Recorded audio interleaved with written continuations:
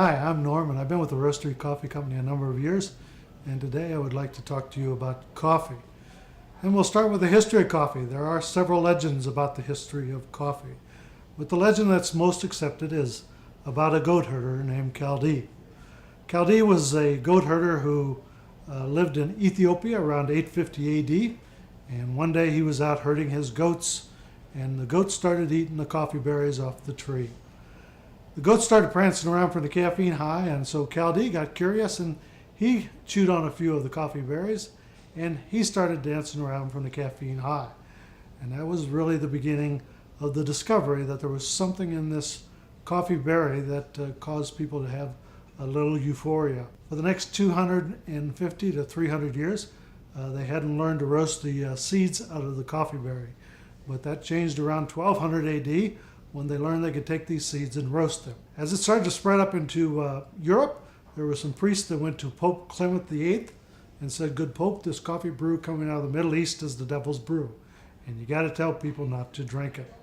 Pope Clement VIII said, "Well, bring some of brewed coffee in here, I want to smell it." And so they brought it in and he smelled it, and to their horror, he drank it. They thought he would turn into the devil or die on the spot, but instead the history books say that Pope Clement VIII grinned from ear to ear and said, "Wow, whatever this stuff is, it's good, and we are going to do a blessing and steal it away from the devil." And so Pope Clement VIII gave a blessing on coffee, and after that people felt free to drink coffee.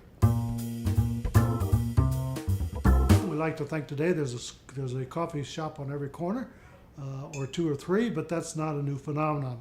In the early 1700s, in London alone, there were over 2,000 coffee shops, and they were called penny universities. And for a small amount of money, people could go down there and have a cup of coffee. The government didn't like this. They did not like these people drinking coffee. The government didn't mind if people drank alcohol because alcohol is a depressant. But coffee is a stimulant, and it causes you to think, and the government assumed they were getting together talking about overthrowing the government. But what really killed it in England, because England went on to become a tea drinking nation, was that the rich folks got control of the tea fields in the Far East.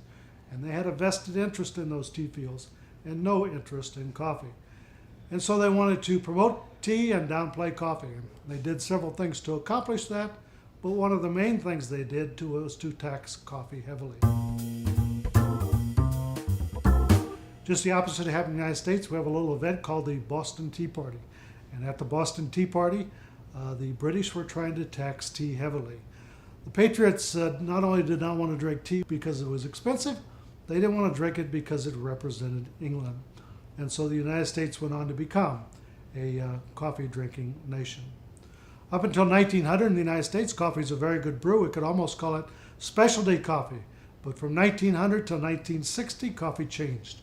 And so by the early 1960s in the United States, coffee is something you get in a can that's not very good. Several things caused coffee to change from 1900 to 1960. And among those things were the discovery of a second species of coffee in 1896 in the Belgian Congo in Africa. Our friend Chaldee discovered Arabica coffee in 850 AD, but all those centuries later they discovered a species called Robusta. And it had many advantages for manufacturers. Got much bigger yield per tree, and it grew at a very low elevation where it was much easier to pick. So by the early 1960s, coffee is not a very good brew. And if you look at the per capita drinking of coffee from 1900 to 1960, it's a steady decline. People turned away from it. That changed in 1966 when a gentleman opened a coffee shop on the corner of Walnut and Vine in Berkeley, California. And his name was Mr. Alfred Peet.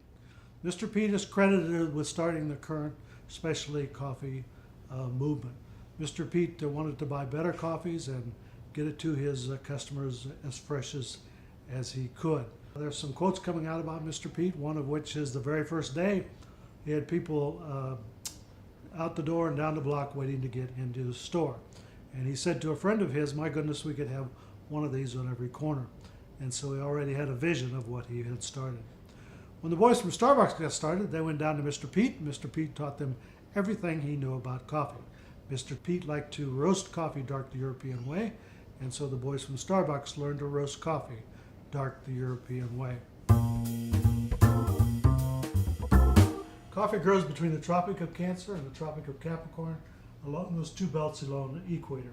It is considered a fruit tree, and just like an orange tree, it has to be where it's warm all the time. Coffee on the tree is a red cherry, and inside that cherry are two seeds, and those seeds are extracted, and that's what we roast. Specialty coffee grows very, very high in the mountains and has to be hand-picked. Every species of coffee ever discovered was discovered in Africa. So coffee is a native to Africa and no other country in the world. Coffee has spread through the world, however, because people realized they could grow coffee in the nations along the equator. And so coffee over the centuries has spread to all the places where it is warm along the equator. Roastery buys coffee from 23 different nations in Central, South America, Africa, and the Far East. Cupping is a process where companies like the roastery determine the quality of the coffees that we're going to buy.